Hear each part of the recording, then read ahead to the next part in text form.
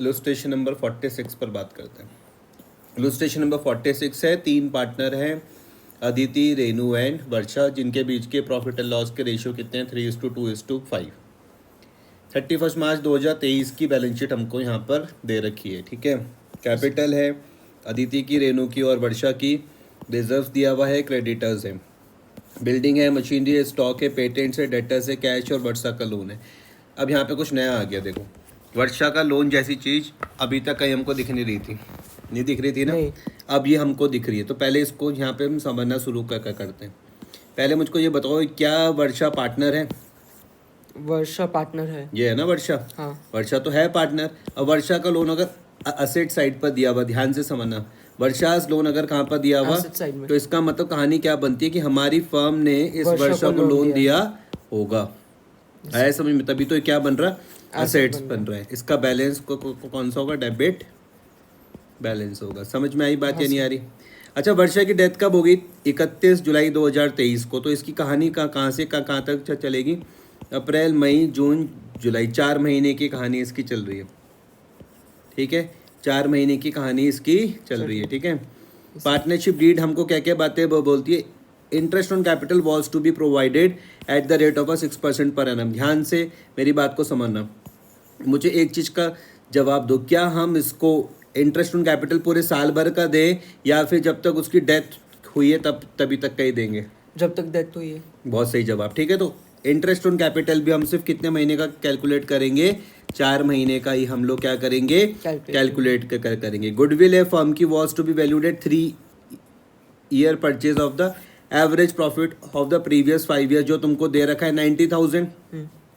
मैं मान के चलता हूँ तुम्हें इसका फॉर्मूला पता ही है कि goodwill is equal to average profit multiply by number of year purchase, है ना? Yes sir. वो यहाँ पे तुमको 90,000 मल्टीप्लाई बाय 3 करके तुम्हें 2,70,000 पूरे फर्म की गुडविल मिल जाएगी।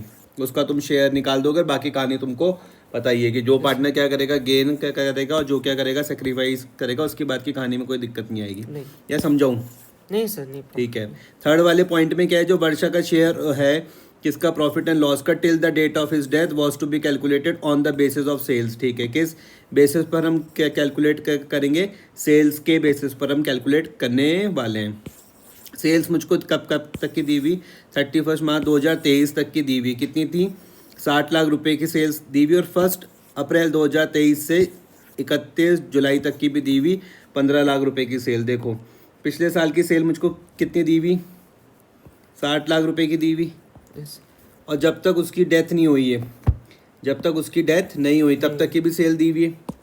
पिछले साल की सेल कितनी दी हुई? और पिछले 3 महीनों की क्या दी हुई?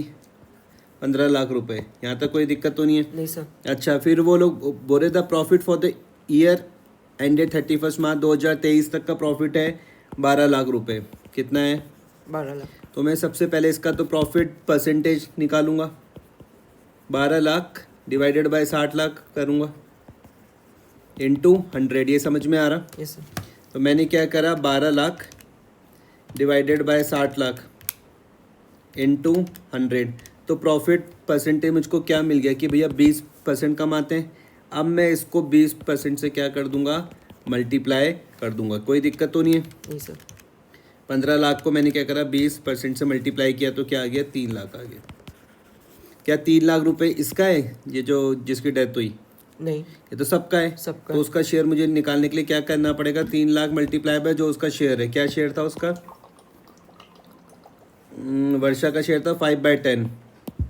तो मैं इसको 5/10 से क्या कर दूंगा?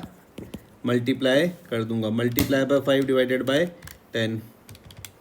3 lakh multiply by 5 divided by 10 क्या आ जाएगा? इसका शेयर क्या आ जाएगा? 1,50,000 रुपये। कोई दिक्कत तो नहीं है? नहीं सर। और कुछ पॉइंट है? कुछ नहीं है। आपको क्या बनाना है भैया? वर्षा कैपिटल अकाउंट बनाना है। आपको पहले से वर्षा कैपिटल अकाउंट बनाना आता है ना? Yes sir. आपको इसके रूल भी पता है कि भैया L माइनस का रूल यहाँ पर लगेगा, L+ का रूल यहाँ पर लगने वाला है। ओपनिंग कैपिटल तो तुमको दे ही रखी थी वर्षा की। तो 3 लाख रुपए तो तुम लिख लोगे। सबसे पहले तो यही करते थे हम। उसके बाद जो उसका जनरल रिजर्व में जो शेयर होगा वो भी 1 लाख तो सबका है ना? यस सर 1 लाख तो सबका है, हमें तो सिर्फ वर्षा का शेयर निकालना है। तो मैं क्या कर दूंगा, 1 लाख मल्टीप्लाई बाय 5/10 कितना आ जाएगा 50,000। क्या आपको ये समझ में आ गया? हाँ सर। और देखता हूँ बैलेंस शीट में क्या है। बिल्डिंग है, मशीनरी है, स्टॉक है, पेटेंट्स है, डेटर है, कैश। ये वर्षा का लोन था। वर्षा का लोन मुझको यहाँ पर दिखाना पड़ेगा, 2 वर्षास लोन। ये समझ में आ गया? हाँ सर। यहाँ पे क्यों आया है? हाँ आ गया हाँ, क्योंकि हमने फर्म से लोन क्योंकि लिया था वर्षा ने। क्योंकि फर्म ने वर्षा को क्या दे रखा था, लोन दिया हुआ था। 40,000 ये हो गया। Yes sir. Interest on capital में कब तक का निकालूंगा, 6%। कैपिटल थी कि कितनी उसकी, 3 लाख। तो इसकी मैं कैलकुलेशन कर सकता हूँ कैसे करके, कितनी थी कैपिटल, 3 लाख थी। Yes sir. 3 लाख का 6% निकाल दूंगा, तो 3 लाख का 6% क्या आ रहा, 18,000 आ रहा। लेकिन क्या ये तो पूरे साल भर का निकल गया, साल भर का थोड़ा दूंगा मैं उसको, 4 ही महीने का तो दूंगा। हाँ तो मल्टीप्लाई बाय 4/12, तो मल्टीप्लाई बाय 4 डिवाइडेड बाय 12, तो कितना दूंगा मैं, सिर्फ उसको 6,000 रुपये दूंगा। आया समझ में? Yes, sir. पूरे साल भर का क्यों दूं भाई, उसकी तो जब 4 ही महीने में डेथ होगी तो 4 ही महीने तक का तो देंगे। तो आपको मेरे हिसाब से ये 6,000 रुपये समझ में आ जाएगा। ये मैं आपके लिए छोड़ रहा हूँ, ये गुडविल की ट्रीटमेंट मुझे लगता है कि आप ये खुद से मैं कर लोगे। और ये हमने ये सस्पेंस, ये प्रॉफिट एंड लॉस का सस्पेंस तो हमने निकाल ही दिया था प्रॉफिट का। ये 1.5 लाख रुपए तुमको समझ में आ गया, कोई दिक्कत तो नहीं। क्रेडिट का टोटल पूरा कर लोगे। 40,000 को माइनस करने के बाद जो बचेगा वो किसको देना है? क्या वर्षा को देंगे? वर्षा तो है ही नहीं, वर्षा तो है ही नहीं। वर्षा के Legal executor। एग्जीक्यूटर को देंगे। तो ये बैलेंस यहाँ पर आ जाएगा 601,000। Yes sir. आया है समझ में? हाँ पक्का? वर्किंग नोट देख लोगे, यहाँ पे फॉर्म की पूरी गुडविल निकाल लोगे, वर्षा का शेयर निकाल लोगे, बाकी तो तुम खेल लोगे मेरे हिसाब से अब। पक्का? ये वाला क्वेश्चन इसके बाद आपके लिए होमवर्क है, इलस्ट्रेशन नंबर 47। ठीक है, बढ़िया क्वेश्चन है, बहुत बढ़िया क्वेश्चन। इसमें तुमको क्या बनाना है, यहाँ तक बना लेना, पार्टनर्स, कैपिटल, एग्जीक्यूटर, फिर मैं बताऊंगा। अगर होता है तो ठीक है, नहीं होता तो कल मैं यहीं से स्टार्ट करूंगा। मुझको ध्यान रखना, इलस्ट्रेशन नंबर 47 से मुझको कल स्टार्ट करना है। ठीक है।